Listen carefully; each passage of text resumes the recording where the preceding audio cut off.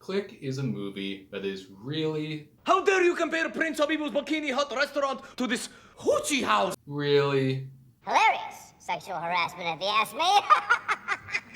really, really bad. But it's also a movie that makes me cry every time. It's one of the most important movies that I've ever watched. Prince Habibu's not chewing gum. Its first half is a tour de force of all the worst aspects of Adam Sandler comedies, while the second half is insanely melodramatic, and it hits you like a slap in the face. It is that second half that's fundamentally changed my entire life, and I've only ever seen it twice, once at age 10, and once in preparation for this essay. It feels like it is unintentionally able to make a more profound, moralistic message than any other movie that I've seen. It's like Futurama's Jurassic Park if it was made by whoever writes Family Guy these days. It feels like it shouldn't even exist. But it does, and because it does, I feel like that's worth making an essay about, to explain how all these incongruous parts fit together to make something that is so effective. Part 1. Introduction and Summary. So, Click. What is this movie, and why am I going on about it? Why am I going from Lolita, one of the most important books of the 20th century, and Joker, which currently is the highest grossing R-rated film of all time, to some random 2006 33% fresh Adam Sandler comedy? Well, it's not because of any logic or reason, I'll tell you that. I'm doing this from a place of emotion. A specific emotion at that. Anger. And that anger is actually not directed towards this movie. It's actually directed towards something else. A video essay that is about Click, done by a YouTuber named Big Joel, where in it, he calls Click the worst movie ever made. Now, as I've already said, I'm not some sort of Click stan or what have you. I don't have a problem fundamentally with some random YouTuber thinking Click is a terrible movie. Instead, what I got angry at was how, despite Big Joel having seen Click 4 times, twice as much as I have, he still did not understand the movie. And when you're giving an essay on the topic, you should damn well understand that topic. He claimed that he did, and he made numerous comparisons to stories that are older and in some cases much more famous than Click ever was, to try and show he was being fair and smart and whatever, but he continually missed the fundamental, almost certainly accidental, brilliance of Click. Rest assured, I'm not going to make you watch an hour-long video I'm actively saying is bad in order to understand this essay. I will also not make you watch Click itself, a movie that came out 14 years ago that nobody really remembers unless they were scrolling through Netflix one night and it just came up and they put it on. And if you do want to watch Click first, so you aren't spoiled, then it is still on Netflix, but I don't really recommend it. The first hour of the movie is completely horrendous, dated, and boring, and you probably will not get the reaction I felt towards the second half unless you grew up seeing life in a manner that is also horrendous, dated, and boring. It will be an irrelevant movie for most people, but in this essay, I will explain what made this movie special to me, as well as why Big Joel just doesn't get it at all, and I want him to teach you that lesson without you having to first watch 2.5 hours of below average content. So then, first, a summary of Click. Michael Newman is a middle-aged family man working at a large architecture firm. His boss at the firm is quite nasty, and constantly pressures Michael to take on more work, with a nebulous promise of promotion sometime in the future to entice him. As a result, Michael chooses many times to prioritize work over his family, in order to get a promotion so he will eventually be able to live the life he has always dreamed about with them. One day, he comes across a device that promises to make the slog of his day-to-day life much more bearable. A literal universal remote that can fast forward, rewind, or pause any part of his day. He uses it for little gags and jokes at first, but in time, he finds situations where he feels the pain of having to choose work over family for so long is too great for him to bear, and he begins to fast forward large parts of his life. He soon realizes what a mistake this is, and he tries to return the remote, but he can't get rid of it no matter how hard he tries. Soon, the remote begins to fast forward things automatically, and eventually whole decades of his life are lost for his conscious mind. Whenever he fast forwards, the man in his body acts like an unfeeling workaholic robot, and because of this, he eventually finds himself divorced from his wife, Donna, and he sees his children grow up much too quickly before his eyes. His father even passes away and he isn't there to see it. In the end, Michael dies from a heart attack with only useless piles of money to his name. But then, in a twist practically everybody saw coming, Death himself, who gave him the remote, gives Michael another chance and allows him to return to the moment where it all started. Death even presents him with the remote again, telling Michael he could take it again if he wanted to, and use it more wisely, for he now has certainly seen the error of his previous ways. However, Michael smartly throws it in the trash, and the movie ends. So that seems like a pretty simple story, right?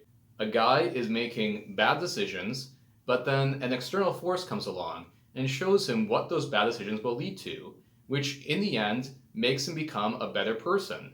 It's like a Christmas Carol, really. Well, it is, but at the same time, the movie is far from simple. It makes so many illogical decisions about its main character, and it flip-flops between comedy and drama so hard that it's basically whiplash. It makes the movie a lot worse than it could have been. But at the same time, it also makes the message it's communicating probably one of the strongest ones in any piece of media I've come across. On that first point of Click being bad, Big Joel and I agree, but on the second point, he and I heavily disagree. One thing I didn't mention in my summary, due to how largely unimportant it is Michael's character throughout the movie. Michael is not a good person for the entire runtime of it, in ways beyond putting him work over family. He acts like an asshole all the time to anyone who isn't his wife and children, and even they get the asshole treatment some of the time too. While I took this quality as just a facet of this being a dumb comedy movie, Big Joel instead took it as a major character flaw that the movie should actively be working to fix. As such, when Michael didn't change character beyond the very obvious message the movie was presenting the audience with at the end, he saw it as completely undermining any moral the movie was trying to teach. He also completely misunderstood why Michael's obsessed with work, thinking that's only due to work leading to money and Michael valuing money too much. Big Joel seemingly completely missed the philosophy that Michael clearly states in the film. He also made way too many comparisons with things Click was only tangentially related to, thinking that when Michael begins to fast forward his life, it should be taken as being like when George Bailey decides it would be better if he was never born in It's a Wonderful Life, when in truth couldn't be further from the case. He also thinks Click tries to incorporate elements of horror when the remote begins to auto-fast forward his life. But the remote does this for reasons directly related to the problem Click is taking a stand against, and it shouldn't be seen as awkward attempts at horror at all.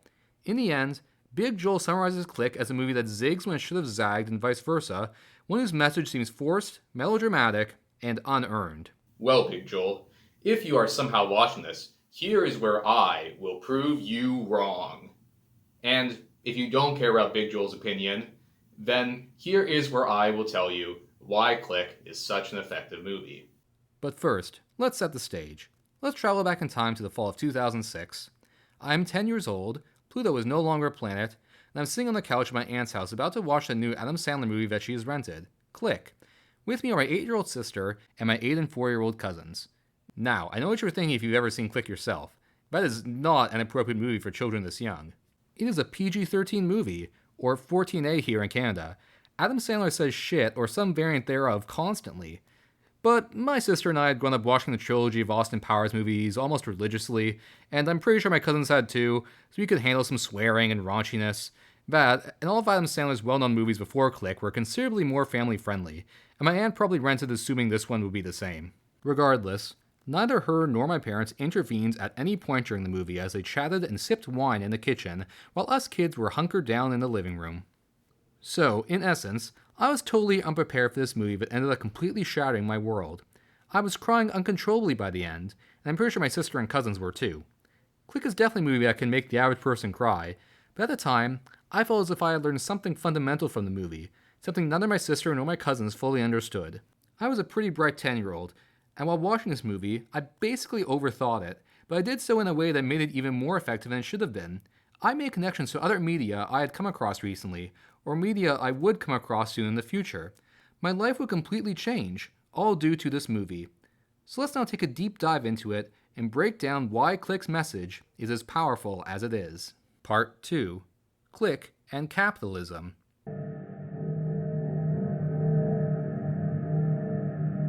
Tired of lying in the sunshine, staying home to watch the rain. You are young and life is long, and there is time to kill today. And then one day you find 10 years have got behind you. No one told you when to run. You missed the starting gun.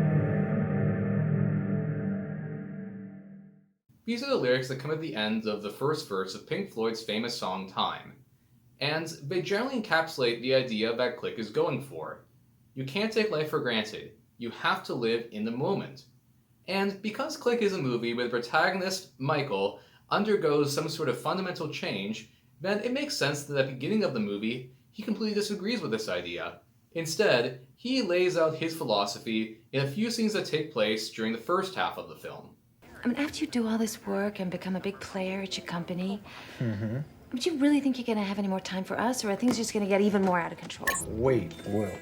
When I get to that place and become a boss, a millionaire, a big shot, the first thing I'm gonna do is hire a bunch of idiots just like me to do all my work. So then you, me, and the kids can do whatever the hell we want. You just gotta give me some time. Maybe he's gotta grow up sometime and get the hell off Fantasy Island. Hey, pizza boy. Life ain't about being creative. It's about kissing ass, playing it safe, making your boss a lot of money in hopes one day he might throw you a stinking bone. All right? There's also this scene during a flashback sequence where young Michael asks his parents, Mom, why can't we camp in an RV like every other family? Now, from these lines, we can construct the mindset that Michael is going through life from. There is a clear end goal that he is putting all of the work we see him do in the movie towards, becoming some nebulous concept of a big player at his company, so that he can live the easy life and boss other people around. He wants to spend time with his family, but he feels like he has to earn it first. Notably, Michael also believes that there is one specific way in which you are supposed to earn your dues, by not being creative, and instead just making yourself the boss's favorite so that he will choose you when it comes time to be promoted. As well, Michael is somebody who longs to fit in with his contemporaries, to be what is considered normal, as is established by the flashback sequence, so we must assume that this mindset is not one he willingly constructed to serve his own best interest specifically. It was instead something that was thrust upon him by the society that he lives in. And indeed, it makes sense that it is what occurred. Michael, of course, grew up in the US, and because of that, he must have been indoctrinated at a young age into the cult of capitalism. Michael has grown up believing in the ultimate goal of profit above all else, and profit can, of course, only be obtained by labor. Once that profit is obtained, there is no other goal except to make more of it.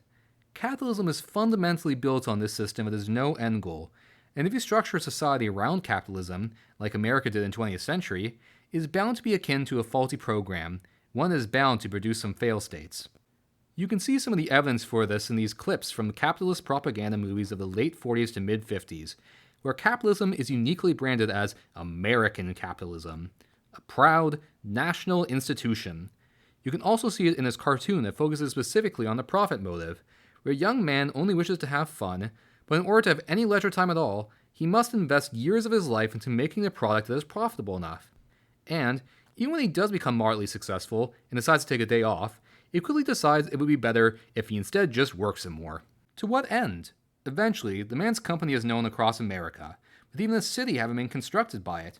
But of course, the man didn't want to have a company in the beginning. He wanted to have fun. But instead, that fun has largely been tossed to the wayside as he was swept up in the current of American capitalism. Now, one thing that is a hallmark of conceptual capitalism that my previous explanation didn't mention is the importance of creativity and innovation in order to keep products competitive. So why then does Michael reject any notion of creativity when doing work? Well, it's because that Michael is not a producer. He instead is just a humble employee. And so what then should the humble employee instead do to succeed in capitalistic society? Let's ask Professor Capitalism. Well, you remember we said that energy is capital. Ability is capital. When we as employees work for someone else, we're not selling our time, we're selling our services, our ability. When we get paid, if we save a little of our income, we're profiting. And we can become employers if we wish and if we can develop management capabilities. Many of America's greatest industrialists were employees who saved and developed their capabilities. So now it all makes sense. The only thing that Michael can strive for under this capitalistic society, the only way he can progress from being this humble employee, is to do exactly what he's doing at the beginning of Click. Michael wants to be some sort of big shot, a boss man, an employer in simple terms, and if Michael wants to do that, he quite rightly believes it is best to continue working under his boss until some opportunity comes up that allows him to advance. One thing these propaganda films of America's golden age fail to mention is what became abundantly clear by 2006, that another central pillar of capitalism, that of competition, would begin to be eroded from the very day it was constructed by multinational corporations that can make it so small companies which could offer better services were unable to get off the ground due to higher costs resulting from being able to run at the same production scale a multinational corporation could afford. If Michael decided instead one day to quit his job and go out on his own in architecture, he would have to contend for jobs with his old employer and all of the other competition, which would also have better reputations and more connections. How could Michael, on his own or with only a few employees, hope to court the buying interests of Middle Eastern princes or Japanese hotel owners? He simply would not have the reputation in order to make an effective case, and his lower purchasing power would guarantee that his price would not be able to match that of his competitors. So, Michael, by living in America in 2006, only really sees that he has one way forward, because he completely believes in this capitalistic society.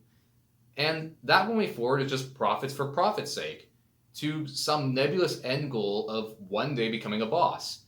And then when you become a boss, then the only benefit is to just be able to profit more. It's all just profit into profit for no reason. Or, as Morty, the Angel of Death, puts it, remember the leprechaun? Huh? The one from the cereal ad. He's always chasing the pot of gold at the end of the rainbow, but when he gets there, the end of the day, it's just cornflakes. Michael, of course, responds, Huh? and doesn't get it. This way of thinking is so natural for him that he's never even stopped to question it. So it is this motive, the profit motive, that drives Michael to always choose work over family throughout the movie. It is not what Big Joel thinks, that Michael is poor and because of that he has to work, like George Bailey in It's a Wonderful Life. Instead, it seems that there is no indication of economic hardship from Michael throughout the entire movie. Going back to the flashback scene, when the young Michael asks his dad why they can't be like everybody else in their fancy RVs, his dad doesn't respond by saying they don't have enough money. Instead, he says, Oh, come on. You call that camping? How can you get close to nature in a tin can like that? Plus, it's more fun to have to keep each other warm at night. Michael's family is not poor. His dad just chooses to prioritize affection and emotion over capitalist theory, something Michael is obviously disgusted by. Just look at the amount of food they have on the table. This entire box of cupcakes. This overflowing basket of apples. Michael's mom was literally encouraging her son to ask his friends if they wanted to consume the family's excess food at no cost to themselves. Michael's family isn't poor in this flashback sequence, and they sure as hell are not poor in the present either. They live in a quite large suburban house with a dedicated dining room, living room, basement, kitchen, garage, multiple bedrooms, including a sizable master one, enough yard space and excess money that they can even afford to begin constructing a treehouse in their backyard. Heck, the entire reason Mike wants to get a universal remote in the first place is because of the extremely first world problem of his family having so many electronic devices that have remotes that he can't keep track of them all. The wealth Michael is displayed as having isn't a friend-style bug of needing a big set in order for shots to look good. Instead, it is a feature that shows Michael is really making the choices he is for no good reason. He isn't in any danger of losing his wealth anytime soon either. Michael never chooses to work because he would get fired otherwise. It's always instead because of the promise of a promotion that is actually entirely needless.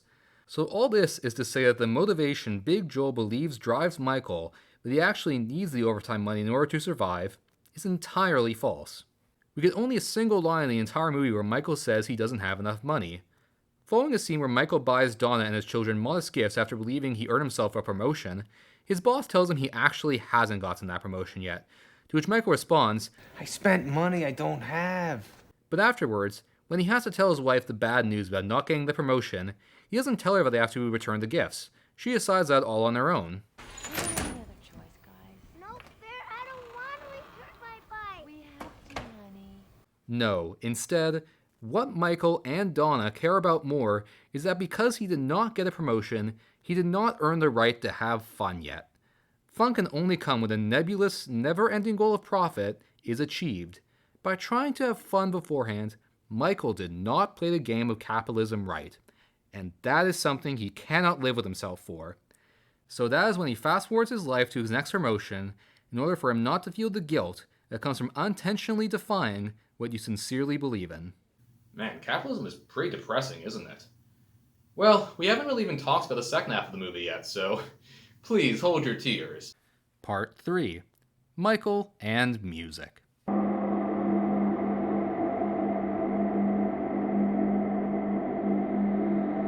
And after a while, you can work on points for style, like the club tie and the firm handshake, a certain look in the eye and an easy smile.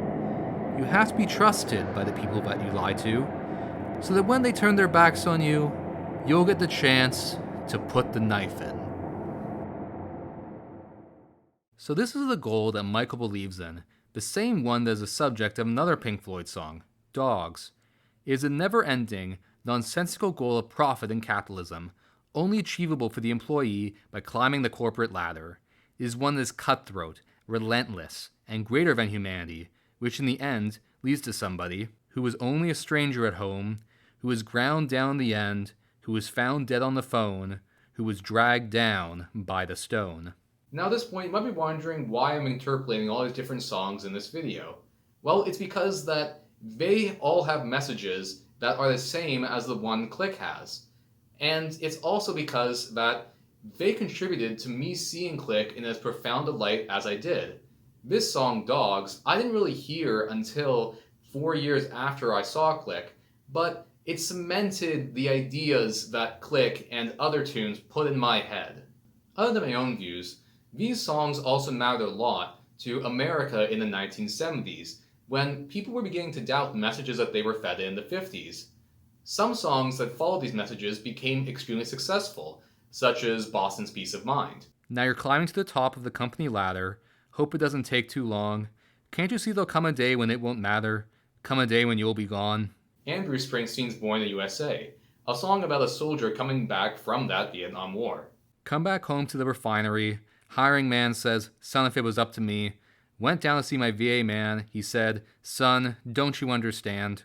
These songs, and other media like them, are the bedrock that Click is built on. That sounds a bit much, given that Click is, as I said, not any sort of grand movie.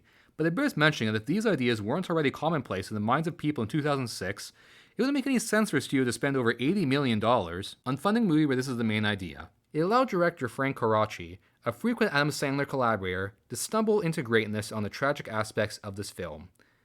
So now we've gotten exactly what the philosophy Click is against out of the way, we can begin to talk about how the movie dismantles it. What Click strives to communicate is how the happiness Michael has been looking for his whole life was right in front of him all along, and continued chasing it actually only made his life worse. That much is clear, but there's the next part that is much more crucial. The way the movie does this is by showing Michael what will happen if he continues living his life in the way that he has. As viewers, we have to realize that when Michael auto-fast forwards, he doesn't act any differently than how he would act in those situations if he didn't auto-fast forward.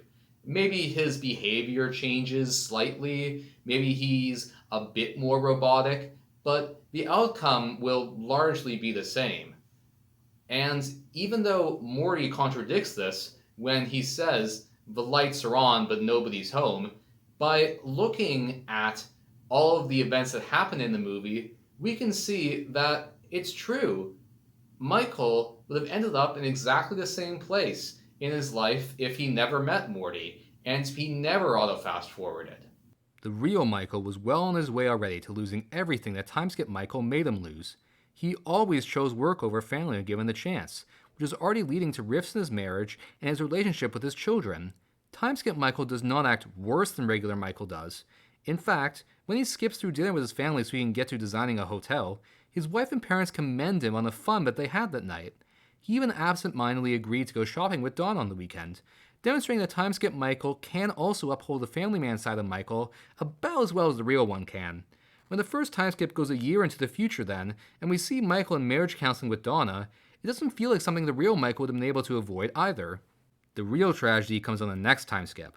Michael's boss says that one day Michael could be CEO, and Michael implies that he would like that. This leads to the remote skipping 10 years into the future, to Michael being divorced, obese, and the new CEO of the company. This is where Big Joel cries foul, the same as I'm sure many other viewers of Click would. Michael has now seen what his behavior will lead to if he doesn't change it. This being the case, wouldn't that mean that how time skip Michael acts and how real Michael acts would now diverge, and that this time skip and all subsequent ones are needless? Big Joel in particular argues that Michael has already learned his lesson, so going into the future only serves as a horror show for the viewer. But how can we be so sure that Michael really has learned his lesson? Going back to the first automatic time skip, when Michael tries to have sex with his wife and the remote instead fast forwards it, we see him afterwards do everything he can during his morning routine to not miss a single minute of his day. But are we really supposed to think that Michael will continue to bike to work in a bathrobe every morning? Of course not. Eventually, Michael will settle back into his normal, regular routine. It even means skipping forward in time automatically. We know this because Michael doesn't realize he was wrong in his overall philosophy, only that he was wrong to use the remote as much as he did. He's worried first and foremost that he'll never get to experience sex again, and that he's not in control of his life anymore. I fast-forwarded through sex one time. I don't want to skip it forever. I like sex. Oh, no. So what? Everything I fast-forwarded is just going to do it on its own now? But Michael is going to eventually get used to this. We know this because people have to live with various aspects of their lives being out of control all the time. So what's to say that Michael won't learn to adapt to this new one? We should instead ask if the remote didn't fast-forward automatically, would this one jump forward have changed Michael's behavior fundamentally? And to that question, I say no. Even though Click depicts the events happening to Michael as ones that happened to him in extremely rapid succession, if there were no time skips, there would be extremely large gaps between every meaningful event, and things getting better for him at his job and worse for him at home would happen extremely gradually. Michael would be like the frog in a pot of water that is slowly brought to a boil, not realizing that anything is wrong until he's already dying. Michael will only continue to make grand gestures every once in a while, rather than fundamentally changing his day-to-day behavior. Timeskip Michael makes sure to completely cover his son's lavish wedding, and even hires Dolores O'Riordan, who is still alive past 2023 in this timeline, to sing the song Donna and him first kissed to, even though he allowed himself to grow apart so much from his family in the first place. It's just like how he previously promised a treehouse and a camping trip. He's always thought these one-time investments would solve everything. It's no wonder Donna left Michael. She didn't fall in love with this man that puts action over words. She fell in love with someone who put his heart and soul into merely speaking with her. So we can accept that both Timeskip Michael and Real Michael would find themselves in the same place in 2017, having all the cornflakes from a pot of gold that he wanted, but with nothing else to show for it. Here, Michael must now realize that he has achieved those nebulous goals as much as he possibly could have, and do everything he can to win back Donna. And it seems, at first, that he will, when he writes her a note, calling back to his former geeky self that she fell in love with. But immediately afterwards, he hits his head, and wouldn't you know it, another 6 years has gone by, and Michael is no closer to being married to Donna again. If Real Michael and Timeskip Michael act the same, how could this have happened? Well, it's simple. We've already seen that Michael will only really try to change who he is after his goals have been achieved. Now, Michael has a new goal, become healthy again. If Michael didn't feel adequate without being CEO, how would he feel adequate now that he's discovered he has cancer? Surely he's got more time after it's over. As Morty said, he's still a young man after all. That's when he can make up to Donna, when he's better. So the 6 years go by. Michael has recovered from his cancer, but it took longer than he expected for him to get healthy, thanks to lasting effects of a heart attack he suffered afterwards. But now, he realizes that while before it seems he had all the time in the world, he now feels like he is too late for everything. His half-hearted pleas to Donna fall on deaf ears, and his dad passed away when he wasn't even there. The last time he saw his father, he just brushed him away. The real Michael that is viewing this memory is telling the timeskip version that he has to go out with his dad this time, as he now knows this will be the last time that either Michael sees him alive. But if real Michael was in the place of the timeskip version, he wouldn't have acted any differently. It would have been impossible to know this was the last time. After he's better, after everything's good, that is when he would think that the 3 generations of Newman men will celebrate with a night on the town. Now will be cheating. Now isn't right. Yes, Michael still hasn't changed one bit. When he wakes up in 2023, how does he try and win his wife back? By flapping his excess skin at her and getting angry while making vague pleas for them to get back together. What does he do when he sees his son, fully grown up and looking like the man he always wanted him to be? Promise him that they'll go for ice cream at another unforeseen time in the future, while letting him go to his next meeting. Michael still believes there will always be time in the future, until there suddenly isn't. This brings me to my final lyrical illusion. to a song where I believe the protagonist's mindset most closely matches Michael's. And it doesn't really feel a need to explain that mindset, because it knows that to every American man who is listening to this song, that mindset is already extremely familiar to them.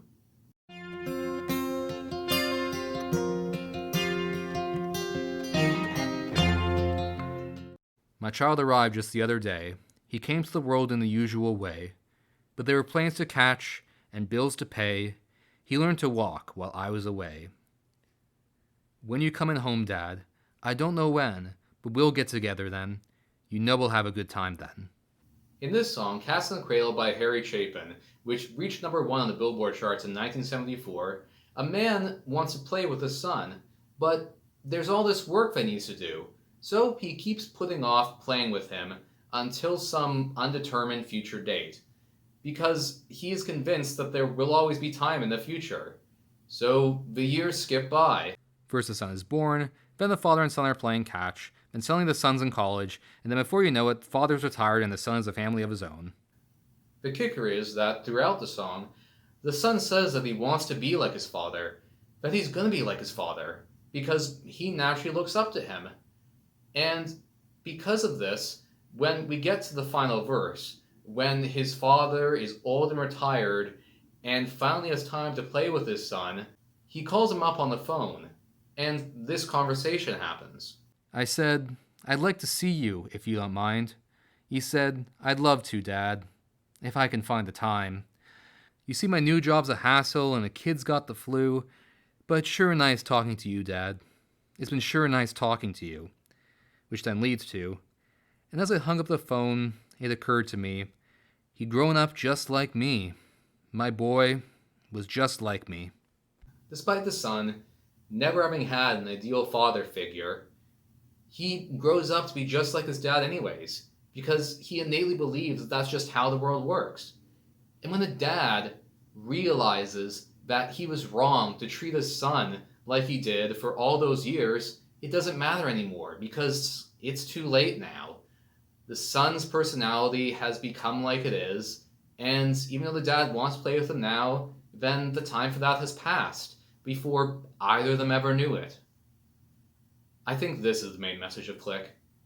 That no matter how much Michael wants to change, he will always just be an exceedingly average husband who puts his work over his family, and he will never be able to change until it's too late, when he sees the effects that his choices have had on his son. I got a plane to catch. Big Ben's gotta go on his honeymoon. Actually, I just canceled the honeymoon. Kensington deal might be falling through, so I gotta go do damage control. Oh, no. Julia and I can go to Italy anytime. No. It's not that big a deal. That's not fair to your wife. Dad, she gets it. Keeping the business going is more important. Ben has grown up just like him. Michael has ruined not only his own life, but his son's as well. While he can't shout as loud as he wants to anymore, his accelerated heart rate, communicated by the beeping of the machines, does it for him. His son walks away from him anyways. It may really now be too late to do anything, but Michael at least has to try. Michael defies his nurse. He defies even death himself, who pleads with him to not do this, saying that he doesn't have to throw his life away. But Michael now knows that he already has, and the only thing he can do now is to try and stop his son from doing the same. He rushes out to his family and collapses in the street.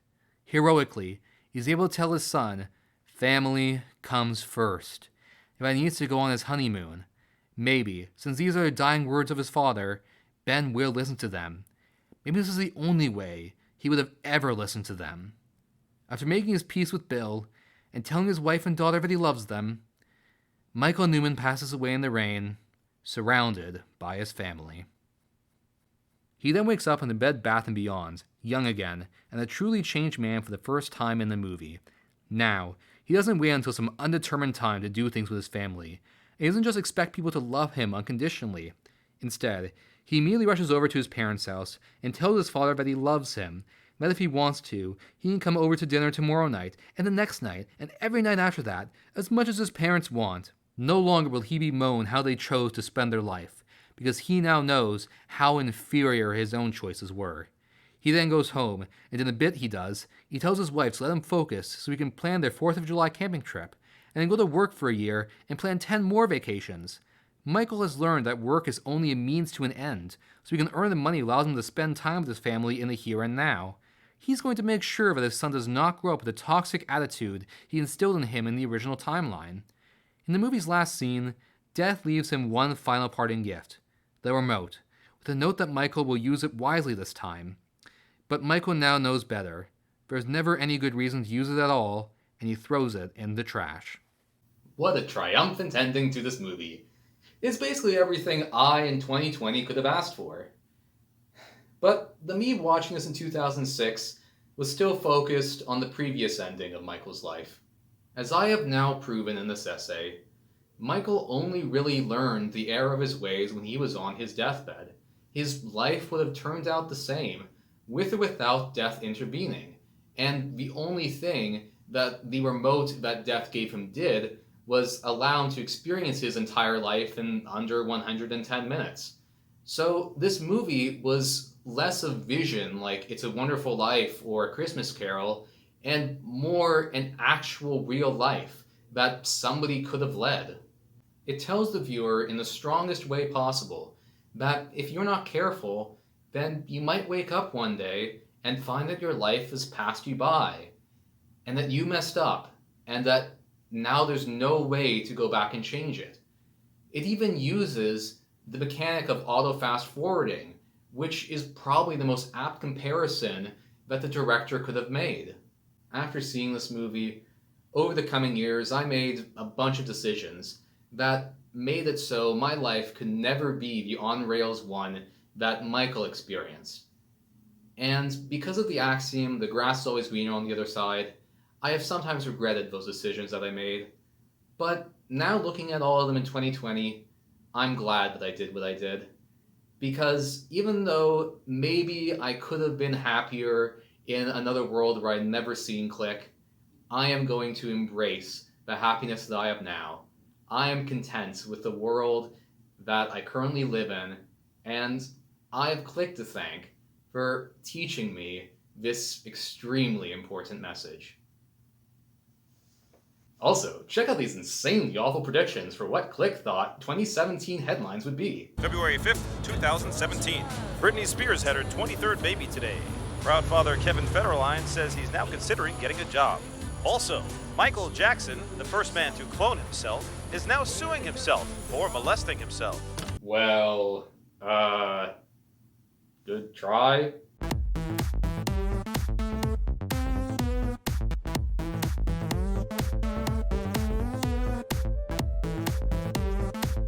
Alright, well, that's another video essay done. One last thing I want to mention is that it's kind of weird how little the movie talks about Michael's relationship with his daughter. Like, his son gets all this love, and it was like it's like a really big thing, and I think it's like the main message of the movie, but his daughter ends up fine. Like, despite Michael just only really calling her a slut for the entire movie, she doesn't have any body image issues at all, and she just is this lovely woman who the only thing that matters is that she forgives Michael for not living to 200, like that would ever happen. So yeah, that's just something that I wanted to bring up, and yeah, Click is definitely not that great a movie. It just mattered way more to me than it should have, really, and yeah. Anyways, thanks everybody for watching this. Be sure to like, comment, and subscribe, and share with your friends if you think they would like it. Until next time, bye everyone!